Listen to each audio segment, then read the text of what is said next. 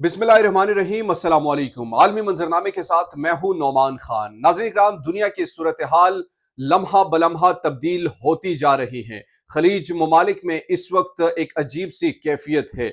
एक जानिब तो ईरान इसराइल अमरीका की जंग में अब कतर मुकम्मल तौर पर एक लम्हे के लिए समझ लीजिए कि शामिल हो चुका है, क्योंकि अब से कुछ देर कबल ईरान ने कतर में मौजूद अमरीकी एयरबेसिस पर हमला किया, और इस हमले को न सिर्फ मुजम्मती हमला कतर की जानिब से करार दिया जा रहा है, बल्कि ये भी कहा जा रहा है कतर की हुकूमत की जानिब से कि हम अपना दिफाई जवाब महफूज रखते हैं और हम वो जवाब देंगे।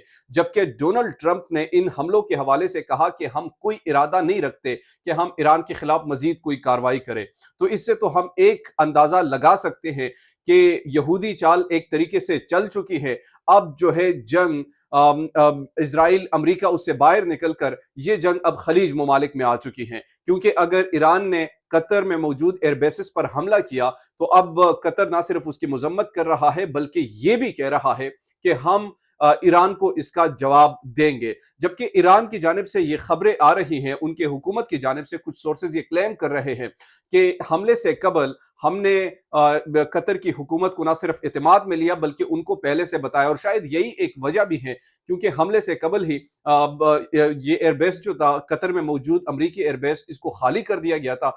इसीलिए इसमें कोई जानी नुकसान भी नहीं हुआ, और जो साजो सामान उसमें मौजूद थे वो भी मुंतकिल कर दिए गए थे। तो मेरे ख्याल में ये काफी, यानी कल अगर इनने आगाह किया होगा तो तभी ऐसा मुमकिन हुआ होगा। एक रिटेलिएशन उनने शो करनी थी और बिल्कुल ठीक करनी थी, क्योंकि अगर अमेरिका ने जाकर वहां पर B2 बम्बार गिराए गए थे, वहां उनकी न्यूक्लियर फैसिलिटीज को निशाना बनाया गया था, तो यहां पर ईरान का रिटेलिएशन जरूरी था। अलबत्ता अब कतर इसका अगर जवाब देते हैं तो फिर सूरत हाल यकीनन मुकम्मल तौर पर तब्दील हो जाएगी, और एक ये जंग एक खियास में तब्दील हो जाएगा। ये खलीज ममालिक की जानिब एक कदम होगा, और वहां यानी इसराइल भी महफूज, अमरीका भी महफूज, और अब वो तमाशा देखेंगे मुस्लिम ममालिक में एक जंग की जो कैफियत इस वक्त बन रही है।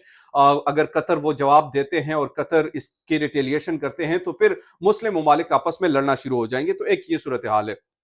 दूसरी जानिब इस मिसाइल हमले में, यानी एयरबेस हमलों में अमेरिका का क्या कोई नुकसान हुआ है? अब तक की जो रिपोर्ट सामने आ रही है कि बेशतर मिसाइल जितने भी थे, गालिबन 6 मिसाइल उन्होंने दागे हैं ईरान ने कतर में मौजूद अमेरिकी एयरबेसिस पर, और इसमें बेशतर को इंटरसेप्ट कर लिया गया था।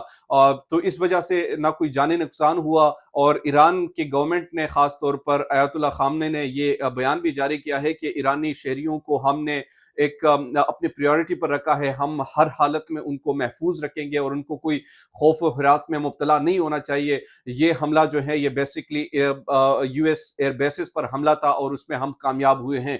तो एक तरफ तो ईरान का ये स्टेटमेंट आ रहा है, दूसरी तरफ कतर का ये स्टेटमेंट कि ये हमला ईरान की सालमियत पर हमला है। हालांकि ये कहा जा रहा है कि उनको पहले से आगाह किया गया था, लेकिन ये तो बाद में चीजें कंफर्म होंगी। लेकिन एक मुख्तसर सी अगर मैं आपके सामने पिक्चर इस वक्त पेश करूं, वो ये है कि ये जंग जो है अब यूएस इसराइल के उससे निकल चुके हैं, और अब ये खलीज ममालिक के दरमियान आ चुके हैं। यानी अगर कतर रिटेलिएशन करते हैं ईरान पर, तो ईरान वापस उनके साथ एक जंग शुरू हो जाए, क्योंकि सऊदी ममालिक जो है उन्होंने भी इस हमले की न सिर्फ मजम्मत की और बाकायदा तौर पर उन्होंने ये कहा है कि ईरान को ऐसा नहीं करना चाहिए था।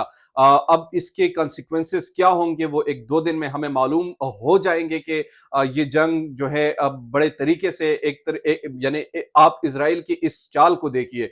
एक तरफ उन्होंने ईरान के साथ जब जंग शुरू कर दी तो उसमें यूएस को ड्रैग कर लिया गया, और यूएस को इस जंग में शामिल कर दिया बाकायदा तौर पर, क्योंकि जो बमबारी खास तौर पर की वहां पर उनकी न्यूक्लियर फैसिलिटीज पर, तो वो यूएस ने की। उनने ड्रैग कर लिया यूएस को, और यूएस इस जंग में बाकायदा तौर पर शामिल हो गया, और बड़े तरीके से उनने किया।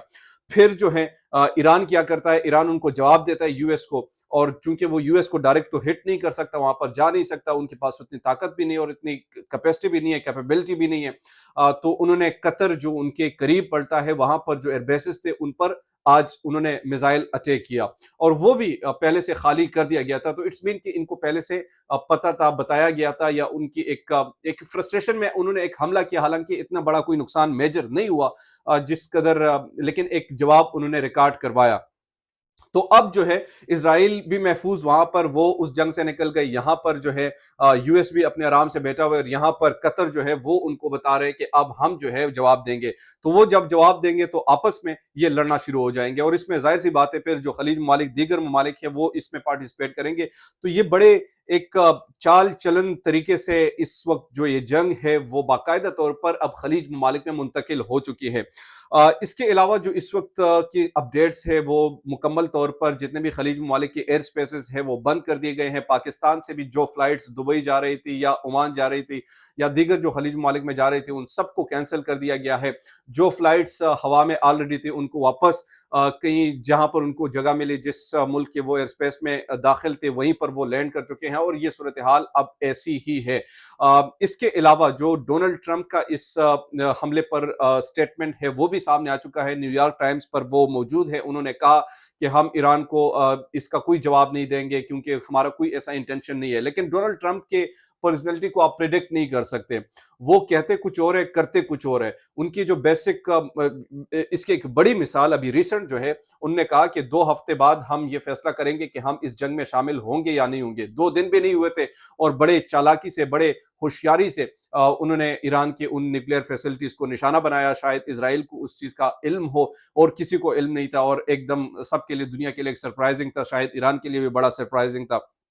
تو ڈونلڈ ٹرمپ اگر کہہ رہے کہ ہمارا کوئی انٹینشن نہیں ہے ہم اس طرح کریں گے تو ڈیفینیٹلی وہ کریں گے۔ یہ میں آج آپ کو بتا رہا ہوں، آج جب انہوں نے قطر پر یہ حملہ کیا اور قطر میں موجود ایئر بیسز پر، اور ڈونلڈ ٹرمپ کہہ رہے کہ ہمارا کوئی انٹینشن نہیں ہے کہ ہم اس طرح حملے کا کوئی جواب دیں، اس کا یہ مطلب ہے کہ وہ بھرپور جواب دیں گے، اور اگر جواب اس طریقے سے دیتے ہیں پھر ایران مزید جتنے بھی ایئر بیسز ہوں گے خلیج ممالک میں ان پر اٹیک کریں گے، تو اس سے ایک کیوس بھی بڑھے گا، اور اس کے ساتھ ساتھ جتنے بھی برادر ممالک ہے خاص طور پر اسلامک کنٹریز ہے وہ آپس میں ایک گتم گتا ہو جائیں گے اور واپس میں لڑنا شروع ہو جائیں گے۔ تو یہ ایک قسم کے لیے ایک میرے خیال میں ایک سائنٹیفک سچویشن ہے اس وقت کہ کیسے ان کو آپس میں لڑایا جائے، کیسے ان کو آپس میں